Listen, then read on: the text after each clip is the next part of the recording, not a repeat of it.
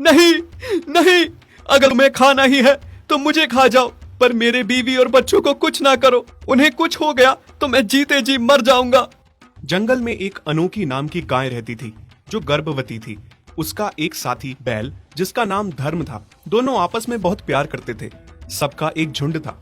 जब भी सारे घास चरने जाते तो एक साथ एकजुट होकर जाते, क्योंकि उस जंगल में जंगली जानवरों का बहुत ज्यादा खतरा था। एक बाघ था जो किसी गाय, बैल या हिरण को अकेला पाकर शिकार कर लेता था। बस इसी वजह से सारे इकट्ठा घास खाने जाते और वापस भी एक साथ आते। लेकिन अनोखी अब गर्भ से थी। शुरू में तो सबके साथ जाने लगी, लेकिन अब पेट बढ़ने की वजह से उसके लिए बाहर जाना या घास चरने जाना बहुत मुश्किल हो रहा था, और इस बात से धर्म बहुत चिंतित हो रहा था।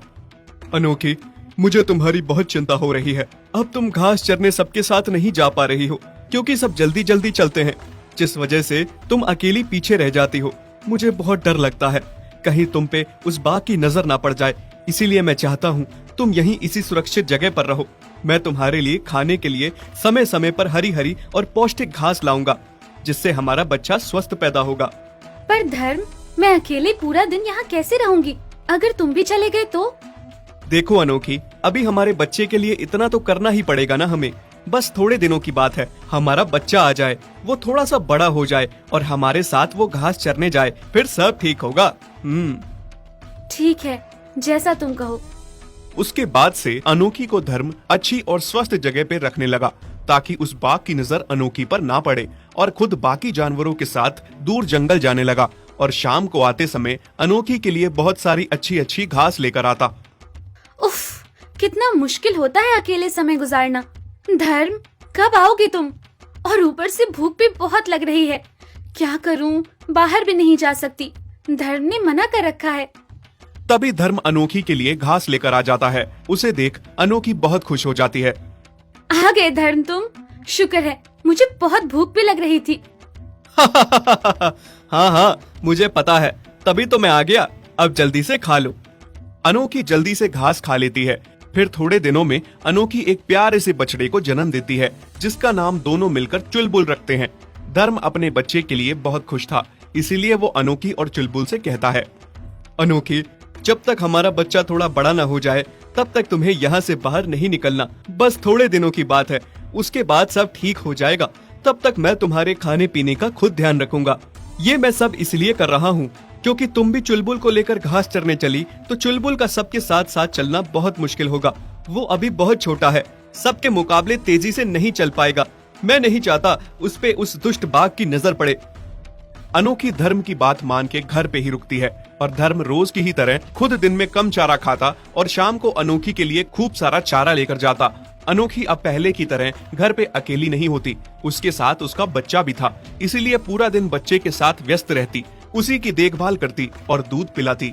ऐसे ही सब ठीक ठाक चल रहा था कि एक दिन चुलबुल माँ से कहता है, माँ, सब बाहर जाते हैं, बाबा भी बाहर जाते हैं, पर मैं और आप बस एक ही जगह में बंद क्यों रहते हैं? मुझे भी बाहर जाने का मन है। चलो ना माँ, मुझे थोड़ा बाहर घूमना है, बहुत मन हो रहा है। हाँ बेटा, मन तो मेरा भी बहुत हो रहा है।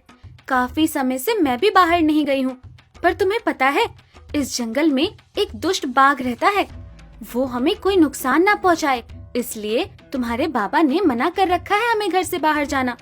और तुम अभी बहुत छोटे हो ना बेटा, बड़ों के मुकाबले चल नहीं पाओगे। नहीं माँ, मुझे बाहर जाना है। मैं बहुत बहादुर हूँ, बिल्कुल अपने बाबा की तरह। मुझे कुछ नहीं होगा, आप बस मुझे बाहर ले जाइए। बस माँ, एक बार, और बाबा के आने से पहले हम लौट आएंगे। चुलबुल माँ के साथ बाहर जाने की बहुत जिद करता है। अनोखी को मजबूर होकर चुलबुल को बाहर घुमाने ले जाना पड़ता है। चुलबुल पहली बार बाहर जाकर बहुत ही ज्यादा खुश था। माँ, कितना अच्छा है बाहर का नजारा। आप कितनी अच्छी हो माँ, मुझे बाहर घुमाने लाई। हाँ बेटा, अब तो तुम खुश हो ना? चलो अब जल्दी घर जाते हैं, तुम्हारे बाबा के घर आने से पहले। तुम्हारे बाबा को पता चल गया तो बहुत नाराज होंगे। अनोखी जैसे ही चुलबुल को लेकर घर आने लगती है कि तभी रास्ते में वही खूंखार बाघ मिल जाता है, जिसका धर्म को सबसे ज्यादा डर था। अनोखी और चुलबुल बहुत घबरा जाते हैं। अनोखी को अपनी जान की परवाह नहीं थी, बस उसे उस बात की चिंता थी कि अब वो अपने बच्चे को कैसे बचाए, क्योंकि अब उसे पता था कि बाघ अब उसे छोड़ने वाला नहीं है। अनोखी को बस धर्म के घर से बाहर ना जाने की दी गई नसीहत याद आ रही थी और वो बहुत पछता रही थी कि उसे चुलबुल की जिद पे बाहर नहीं आना चाहिए था। वहीं दूसरी तरफ धर्म जब शाम को अपनी पत्नी और बच्चे के लिए खाना लेकर घर पहुंचता है तो वो अनोखी और चुलबुल को नहीं पाता। वो बहुत चिंतित हो जाता है। आखिर कहाँ गए होंगे अनोखी और चुलबुल? भगवान दोनों पे अपनी कृपा बनाए रखना। चिंता में धर्म वहां से अनोखी और अपने बच्चे को ढूंढने निकलता है। दूसरी तरफ बाघ की खुशी का कोई ठिकाना नहीं था कि आज उसे बढ़िया भोजन मिल गया है। बहुत खुश हूं आज मैं। दो शिकार मुझे एक साथ मिले और भूख के मारे तो पेट में चूहे दौड़ रहे थे। तुम हमें छोड़ दो, हमें जाने दो, मेहरबानी करो, तुम्हारे भी तो बीवी बच्चे होंगे। चलो ठीक है, वैसे तो मैं किसी पे कभी तरस नहीं खाता, लेकिन बीवी बच्चे का सुन के मैं ये जरूर कर सकता हूँ। मैं तुम दोनों माँ बेटों में से किसी एक को खाऊंगा और किसी एक को छोड़ दूंगा। अब वो तुम आपस में देखो कौन मेरा शिकार बनेगा और कौन घर वापस जाएगा। ठीक है, तुम मुझे खा जाओ, पर मेरे बच्चे को छोड़ दो। मैं अपने बच्चे को मरता हुआ नहीं देख सकती। तभी धर्म अनोखी और चुलबुल को ढूंढता हुआ वहां पहुंच जाता है। नहीं नहीं, अगर तुम्हें खाना ही है तो मुझे खा जाओ, पर मेरे बीवी और बच्चों को कुछ ना करो। उन्हें कुछ हो गया तो मैं जीते जी मर जाऊंगा। नहीं, तुम मुझे खाओ, सारी गलती मेरी ही है। मैं ही बाहर आने की जिद कर रहा था माँ के साथ। मैं जिद ना करता तो अभी किसी की भी जान खतरे में ना होती। और वैसे भी माँ बाबा में से किसी को भी कुछ भी हो गया तो मैं कैसे रहूंगा। बाघ सबकी बातें सुनता है और हैरान हो जाता है कि कोई किसी को इतना प्यार कैसे कर सकता है। पूरा परिवार एक दूसरे के लिए जान देने को तैयार था। मैंने ऐसा प्यार आज तक कभी नहीं देखा। अगर मैंने तुम में से किसी एक को भी खा लिया तो तुम्हारा परिवार अधूरा हो जाएगा और मुझे पाप लग जाएगा। इसीलिए मैंने सोचा है कि मैं आज का दिन भूखा ही रह लूंगा, पर तुम में से किसी को भी नहीं खाऊंगा। जाओ, जियो अपनी जिंदगी खुशी से।